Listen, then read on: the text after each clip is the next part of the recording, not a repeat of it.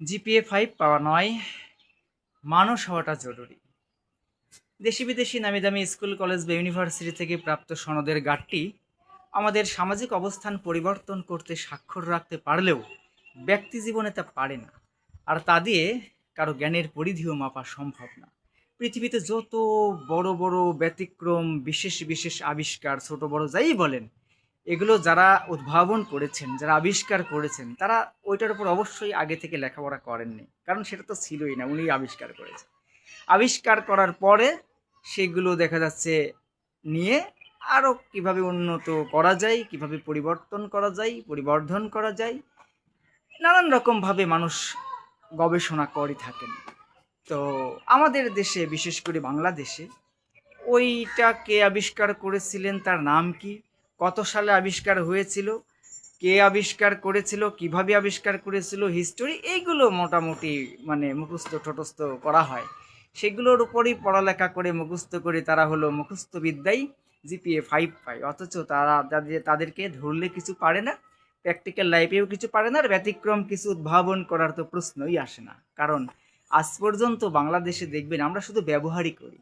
প্রযুক্তি বলেন আর অন্যান্য যা কিছুই বলেন, আমরা শুধু মানে ব্যবহার করি, আমরা ইউজার, আমরা ক্রিয়েটর না। আমরা বলি যে রিসার্চার রিসার্চ করছে, এই সেই কী রিসার্চ করছে, আমরা উদ্ভাবন করতে পারছি না। আমরা গবেষণা করলেও উদ্ভাবন করতে পারছি না, শুধু আমরা ব্যবহার করছি, আমরা ব্যবহারকারী। আমাদের এই ব্যবহারের মধ্য দিয়েই ঠিকঠাক সময়, মেধা, উদ্দেশ্যকে বুঝতে না পারার কারণে আমাদের সময়টাও নষ্ট করছি, অর্থকেও নষ্ট করছি, এবং অনেক রকমভাবে পথভ্রষ্ট হয়ে যাচ্ছি অনেকেই। স্কুলে, কলেজে, ইউনিভার্সিটিতে বিভিন্নভাবে অনেক বাবা মা তাদের ছেলে মেয়েদেরকে লেখাপড়া করতে পাঠিয়েছেন, অথচ তারা তাদের অবস্থা এবং অবস্থান কোনোটাই ঠিকঠাক না বুঝতে পারার কারণে অনেক সময় দেখা যাচ্ছে তারা বন্ধু বান্ধব এলোমেলো সময় নষ্ট করছে। ছেলে মেয়েদের সাথে, বিপরীত লিঙ্গের সাথে বিপরীত লিঙ্গ, তারা আকর্ষিত হচ্ছে, তারাও খোলামেলা বেড়াচ্ছে নিজেদেরকে দেহ দেখিয়ে, হ্যাঁ, আওলা ঝাওলা।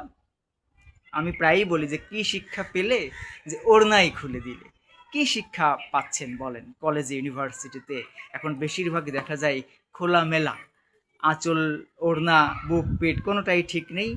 ইদানিং তো এই যে খেলাকে কেন্দ্র করে মানে আর্জেন্টিনা, ব্রাজিল সবাই ফুটবল দেখাচ্ছে। এখন কোন ফুটবল খেলাতে কোন ফুটবল দেখাচ্ছে, মানে ফুটবল খেলায় নিজেদের জোড়াই জোড়াই ফুটবল দেখাচ্ছে, বুঝছেন? সরি এভাবে বলার জন্যে।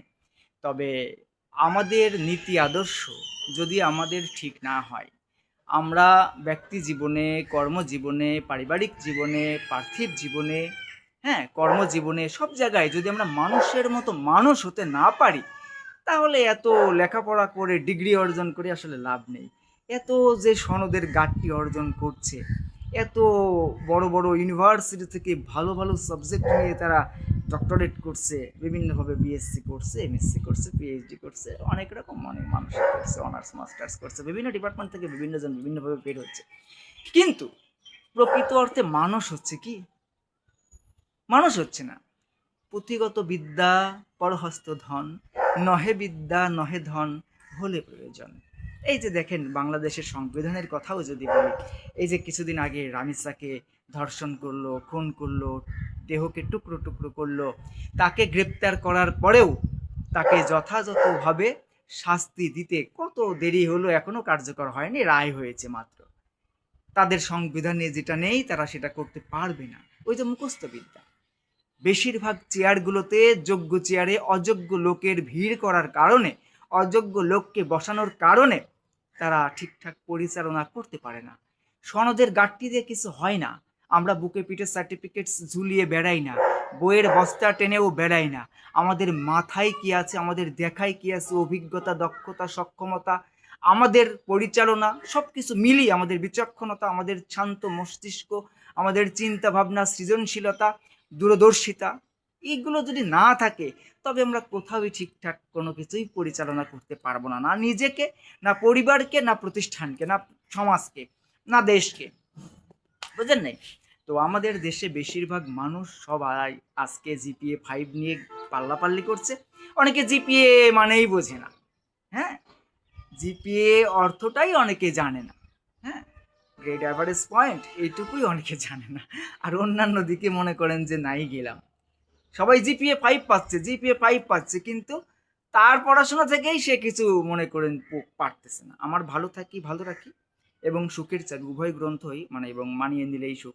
আমি দেওয়ার সময় যেগুলো মানে অটোগ্রাফ দিয়ে দিই সেগুলোতে আমি একটা সিল মেরে দিই অটোগ্রাফের ওখানে, যে বইয়ের নির্যাস নিতে যে ব্যর্থ মিশে সে কামাতে প্রকৃত অর্থ। বইয়ের নির্যাস নিতে হবে। আমরা যে শিক্ষা অর্জন করি তা থেকে দীক্ষাটা যদি আমরা নিতে ভুলে যাই, যদি ব্যর্থ হই, তাহলে আমরা আসলে প্রকৃত অর্থে শিক্ষার উদ্দেশ্যটাই আমরা জানছি না। ভালো থাকি ভালো রাখি গ্রন্থে এটাও বলেছি, অর্থ না বুঝে কোরআন পড়া হলো ঔষধে ছাড়া প্রেসক্রিপশন পড়ার মতো। ঔষধে ছাড়া যদি প্রেসক্রিপশন পড়ি তবে রোগ যেমন সারবে না, ঠিক কোরআন শরীফও যদি আমি অর্থ না বুঝে পড়ি তবে আল্লাহ তাআলার আদেশ নিষেধে কিছু বুঝবো না। ঠিক তেমনই আমাদের এই পাঠ্যপুস্তকও আমরা যতই পড়ি, যতই মুখস্থ ঠোঁটস্থ করি, যতই ইতিহাস পাতিহাস জানি, আমরা যদি নীতি আদর্শ না জানি, আমরা যদি মানবিকতা না জানি, আমরা যদি সহনশীল না হই, মানবিক না হই, পরোপকারী না হই, আত্মকেন্দ্রিক চিন্তা বলতে শুধু স্বার্থপরতা না, আমি কোথা থেকে এসেছি, কেন এসেছি, কি করছি আর কোথায় যাব, আমাকে এই পৃথিবীতে পাঠানো কেন হয়েছে, শুধু এখানে নাম যশ খ্যাতি অর্থ করি সুপরিচিতি বাড়ি গাড়ি নারী এগুলো নিয়ে মত্ত থাকার জন্য আমি এখানে আসিনি। ভালো থাকি ভালো রাখি গ্রন্থে এটাও বলেছি অর্থ শর্ত গর্থ এই নিয়ে আমরা মত্ত। এই অর্থ শর্ত গর্তের পেছনে না ছুটে জীবনটাকে আমরা যেন বুঝতে পারি, যতটুকু সময় আছি কারো উপকার করতে নাও যদি পারি, অপকারের কারণ সৃষ্টি না করি। ভালো থাকি ভালো রাখি এটাই মূলত সুখের চাবি। আর যে কোনো পরিস্থিতিতে নিজেকে শান্ত রেখে সকল রকম অবস্থায় উপযুক্ত সিদ্ধান্ত নিতে আমরা যেন যথেষ্ট সময় নিই এবং মস্তিষ্ক খাটাই এবং মানিয়ে চলি। সুখের চাবি গ্রন্থের পেছনে যেমন লিখে দিয়েছি, সুখী হবার মন্ত্র কই, মানিয়ে চলি প্রার্থনায় কই। তার একটা গ্রন্থ যেটা আমার মানিয়ে নিলেই সুখ। সব কিছু মানিয়ে নিতে হবে। হতে পারে অনেক কিছু আমি মেনে নিতে পারছি না, তবে ইচ্ছার বিরুদ্ধে হলেও মানিয়ে নিতে হবে, ভালো কিছুর জন্য প্রার্থনা করতে হবে, কারণ আমরা কোনো কিছুর পরিবর্তন আশা করতে পারি না। আমার এখানে American boss Eugenie Robert Rickman Bob তিনি প্রায়ই বলেন, you can not expect to change people except all things what they do otherwise leave alone.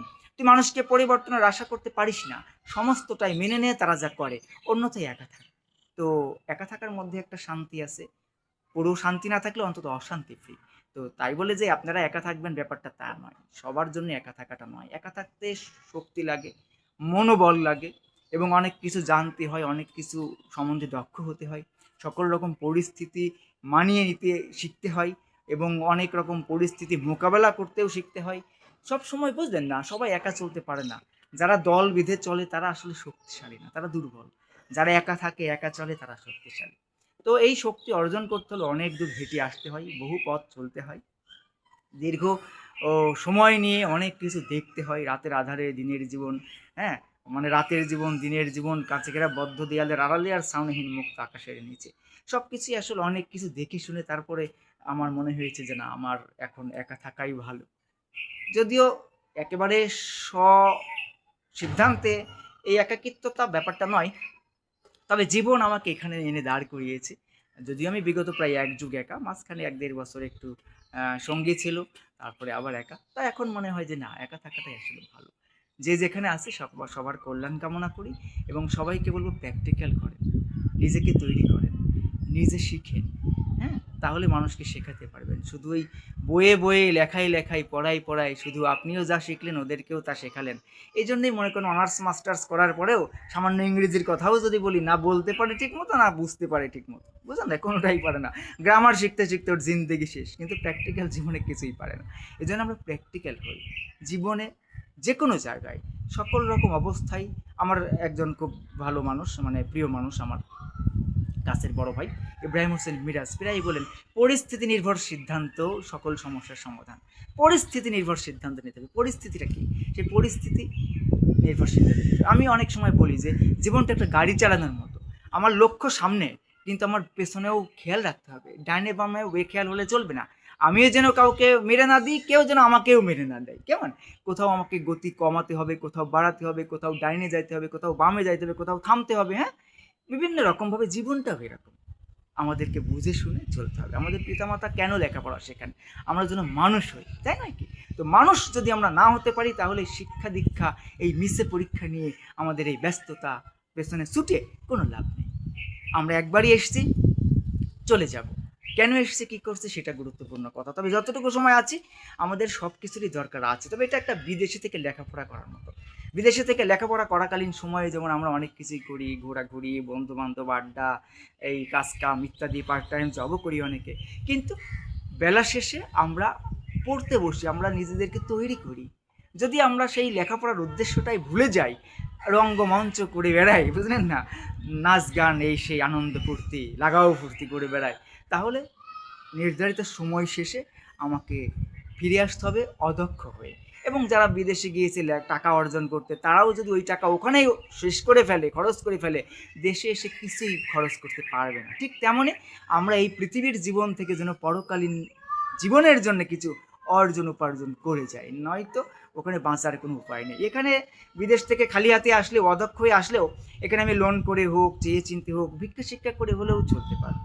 কিন্তু পরকালে কেউ আমাকে লোনও দেবে না, দানও করবে না, ত্রাণও দেবে না, ভিক্ষা শিক্ষাও দেবে না। এটা মাথায় রেখে আমরা চলি। উপায় নেই বাঁচবার, নামাজ আদায় করি বাঁচবার। আমি consular Jack Denver, MGN love and life motivations club কর্তৃক সকলের আজ আগামীর শুভকামনায় বিদায় নিচ্ছি। Keep watching and stay connected.